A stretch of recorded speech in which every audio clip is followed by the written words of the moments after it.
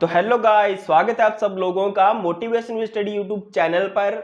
और आज की इस क्लास के अंदर हम बात करने वाले हैं बाबर के द्वारा जो प्रमुख युद्ध लड़े गए हैं उनके बारे में।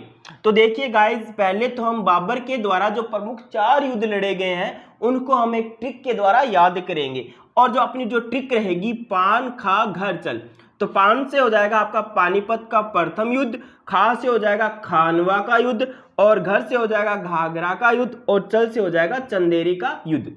अभी हम इन युद्धों के बारे में एक एक करके डिटेल में बात कर लेते हैं। तो देखिए गाइस, सबसे पहले आता है पानीपत का युद्ध।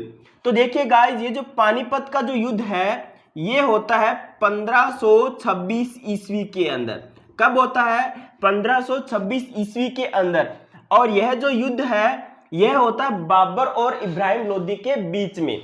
और इस युद्ध के अंदर बाबर जो है वो विजयी रहता है। उसके बाद में हम बात करें खानवा के युद्ध की, तो यह जो युद्ध है गाइस ये होता है 1527 के अंदर। कब होता है? 1527 ईस्वी के अंदर। यह जो युद्ध है यह बाबर और महाराणा सांगा के बीच में होता है। और इस युद्ध के अंदर भी बाबर क्या होता है? विजयी होता है।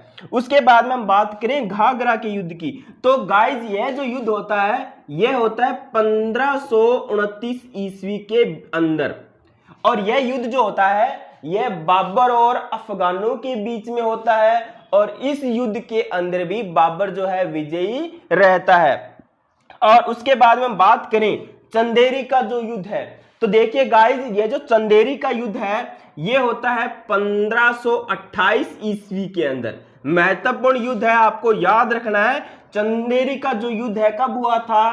तो ये 1528 ईस्वी के अंदर हुआ था। और यह जो युद्ध है यह बाबर प्लस में मेदिनी राय के बीच में हुआ था। मेदिनी राय खंगाल इसका पूरा नाम था। मेदिनी राय के साथ में इसका युद्ध होता है। और इस युद्ध के अंदर भी विजेता कौन रहता है? बाबर इसके अंदर विजयी रहता है। तो बाबर ने अपने पूरे जीवन काल के अंदर इन 4 सालों के अंदर 4 युद्ध लड़े थे और इन चारों युद्धों के अंदर वो विजयी हुआ था। अब बात आती है 1530 ईस्वी की। देखिए 1526 के अंदर युद्ध लड़ा उसने, 27 के अंदर युद्ध लड़ा, 28 के अंदर युद्ध लड़ा और 29 के अंदर भी उसने युद्ध लड़ा। चारों के चारों युद्धों में वो क्या रहा था? विजयी रहा था। अब बात कब की आती है? बात आती है 1530 की।